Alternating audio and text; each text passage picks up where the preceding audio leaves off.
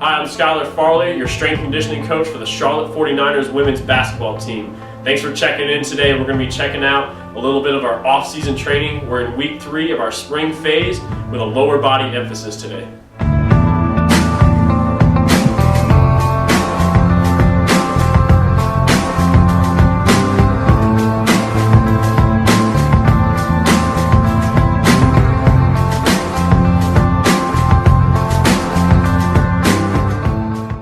Okay, so starting with our warm-up today. This is where we set our pace and our tempo. We set our energy for the entire day, so I make sure that the warm-up translates immediately into the workout. You can't really recognize when one ends and the next starts.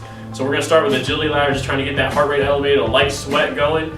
We're immediately going to go from that over to the hurdles, where we're working our hip mobility. Going to be really important since today is a lower body emphasis with an acceleration component. As you notice, the girls are holding a med ball over their head. I'm going to keep cueing tall posture, eyes up. The floor's not going anywhere, so I want to make sure that they're confident enough to keep their eyes up, just like they're going to have to do in a game. Again, we're getting all of our mobility from the hips. Once we mobilize, we're going to activate. So you're going to see the girls lying on the ground doing some different core and hip stuff to make sure those hips are turned on. We're ready to squat.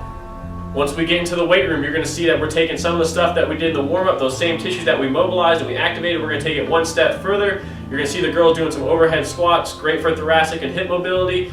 Great to groove that pattern that we're going to be doing in the squat today, keeping the girls nice and tall and erect on those squats. Paired with that, we got a dumbbell snatch complex. What I'm looking for here is a sequence of the motion. Sequence is key in everything that we do. So getting triple extension through the ankles, knees, and hips, and making sure that we've got a good jumping posture. The same things that we do in our snatch are going to ultimately translate to our jumping. From the snatch complex, we're going to our front squat and our seated box jump. This is our primary strength movement for the day. Based on the time of year that we're in, I can relatively load the front squat heavy, but in terms of absolute load, we know the front squat's always going to be lighter than the back squat, and since we're just starting the off season, it's a great time to kind of back off on some of those absolute intensities. We've got this paired with a seated box jump. That's going to be really, really important. I think one of the most important things in sport is the ability to overcome inertia or be an object at rest that becomes an object of motion.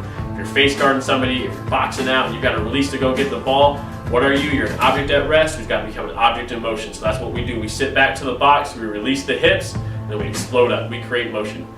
At the end of the workout, you're going to start to see some of our accessory stuff. This is huge for injury prevention. No, we're not just lying on the ground with bands. We are doing strength movements, but we've applied a tempo to it, which is going to be great for strengthening all of our tissues and our tendons. And it's also great for technique work. Again, the absolute load, not that heavy. Is it still relatively tough? Absolutely. Because of that tempo, it's going to feel a lot more difficult, a lot more challenging for the girls. They're going to get great work out of it, but it's also going to force them to slow down, focus on their technique, and be in good position. It's ultimately going to translate to the end goal of being stronger and a more efficient athlete.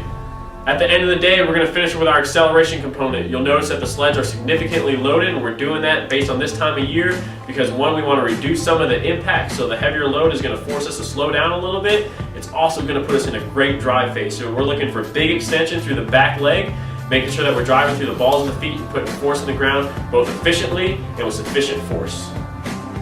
Thanks for joining us today. Be sure to check back tomorrow as we'll have some more updates on our off-season training. Be sure to stay strong. Thanks, Niner Nation.